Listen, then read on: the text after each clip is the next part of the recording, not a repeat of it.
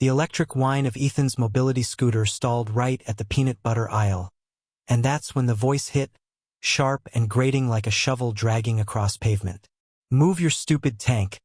I'm in a hurry. Seriously, what is wrong with people who block the whole store and just sit there?" Wait, did she just tell her two little boys, whose faces were smeared with what looked like frosting? "If he doesn't move, you two kick the wheels until he gets the message?" Ethan, whose leg braces and chronic pain made standing for more than a minute a Herculean task, felt the shock wave hit his chest, quickly followed by a familiar, searing heat of anger. He took a deep, shaky breath, the air in the super save aisle thick with the smell of cheap laundry detergent and desperation.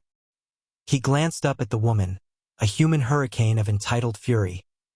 Big sunglasses perched on her head, aggressively structured blonde hair, and a lanyard dangling from her neck as if to signal authority where none existed. She was the platonic ideal of a Karen. "Ma'am," Ethan started, trying to keep his voice level. "I'm disabled. I'm moving, but it takes me a second to maneuver this thing. I apologize for the inconvenience, but I can't just jump up." Her eyes, shielded by cheap polycarbonate, narrowed to tiny slits. "Oh, the disability card," she sneered, making air quotes large enough to hold a turkey. "Get over yourself. My kids need their organic, gluten-free snacks, and you're wasting my time. Are you going to move? Or do I need to call the manager and have your little toy towed?" The two boys, energized by their mother's permission for chaos, began tentatively tapping the scooter's tires with the toes of their sneakers. Thump, thump, thump. It was minor, yet the sound was deafening, a drumbeat of disrespect that reverberated through the quiet aisle. "Stop that," Ethan commanded, but Karen stepped closer, invading his personal space, her voice rising to a pitch that made the fluorescent lights hum. "Don't you dare talk to my angels like that. They're just trying to help mommy teach a lesson about personal space, which clearly you never learned." The absurdity of the situation, a grown woman weaponizing her children against a shopper in a medical device, was staggering. Ethan felt a tremor of pure disbelief run down his spine. "Is this really happening right now?" He sighed, a loud, defeated whoosh of air, and started fumbling for his phone to record the interaction, realizing too late that his hands were trembling too much. This was when the minor twist, the moment of real, calculated malice, occurred. Karen, still screaming about his lack of courtesy and the store's poor management, leaned in close, feigning a movement to adjust a box on the shelf right next to Ethan. "You need to learn some humility, buddy," she hissed, and as she straightened up, her bulky shopping bag accidentally scraped past Ethan's wrist. The brief, sharp contact was enough. When he looked down a second later, his brand new Apple Watch, a gift from his sister that he relied on for health monitoring, was gone from his wrist. He saw the faint, telltale bulge in her oversized canvas tote bag as she turned away, dragging her boys. "Fine, we'll go around the long way. But I'm reporting you for harassment," she bellowed, retreating triumphantly. "Wait, my watch!" Ethan yelled, frantically reaching for his empty wrist.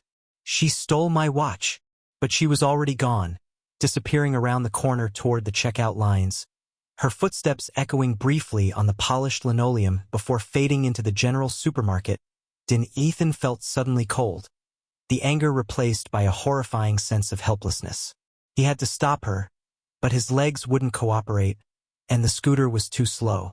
A young guy standing nearby, whose jaw was practically on the floor, rushed over. "Dude, I got that whole thing on video. Her telling the kids to kick you. Everything. That's insane. And I think I saw her grab something. That video, 30 seconds of raw, unadulterated entitlement and cruelty, went viral within hours, but the key evidence wasn't the footage alone. It was the digital trail. Ethan's sister, alerted to the theft, immediately activated the Find My Watch feature.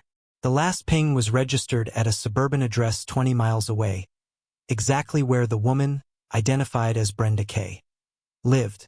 Armed with the video, Ethan filed a complaint that quickly escalated from a simple store dispute to assault and grand larceny. The narrative was perfect, devastatingly simple. Entitlement gone criminal. Fast forward 6 months. Ethan sat in the small, wooden witness chair in the municipal courtroom, the air dry and smelling faintly of old paper and furniture polish. Across the room, Brenda sat, wearing a blazer that was slightly too tight, her expression a mix of forced indignation and supreme confidence. She believed she had already won, that her lawyer had smoothed everything over. She actually thinks she can explain her way out of this, Ethan thought, watching her smugly adjust her collar. The climax arrived not with a shout, but with the flat, emotionless drone of the bailiff calling the evidence. When the prosecutor played the video, the thump, thump, thump of the children's shoes, Brenda's high-pitched screeching, and the subtle, almost imperceptible hand motion near Ethan's wrist, a collective gasp rippled through the gallery. The lawyer tried to claim poor camera angles, arguing it was a mistake, an accidental brushing. Then the prosecutor introduced the final piece, the Apple Watch data, showing its location history and the exact timestamp of its activation at Brenda's home address, proving it wasn't a mistake. It was calculated opportunism. Brenda's confident posture crumbled, her face visibly draining of color. Her entitlement was being cross-examined, and it was failing. The judge, a woman with tired eyes and a voice like granite, cleared her throat. Ms. K, the court finds you guilty of assault due to incitement of violence and petty larceny. Your behavior was not only criminal but demonstrated a shocking lack of humanity toward a vulnerable member of our community. I hope the consequences today teach you a lesson that your privilege clearly failed to. The hammer dropped. Brenda was sentenced to jail time, probation, and a hefty fine. Her loud, dramatic protestations were immediately muffled by the court staff. As she was being led out of the courtroom, she finally understood the finality of her actions. Her aggressive blonde hair was disheveled, the tailored blazer suddenly looked cheap, and the indignation was replaced by genuine, unadulterated fear. Her lawyer looked away in shame. Ethan watched, his chest swelling with a quiet, powerful vindication. She was escorted right past him, the final, humiliating twist of the knife. Brenda K, the Karen who told kids to kick a disabled shopper and stole his Apple Watch, was leaving the court in metal handcuffs. The moment she disappeared through the doors, there was silence, then the low murmur of justice satisfied. Ethan smiled, a slow, genuine smile that reached his eyes. He realized the battle wasn't just about a watch or an insult. It was about drawing a line. It was about standing firm or sitting firm, in his case, against the pervasive, corrosive belief that some people's convenience outweighs another person's humanity. Justice, Ethan thought, isn't always instantaneous, but when it finally arrives, delivered by video evidence and digital tracking, it's a beautiful, humbling force.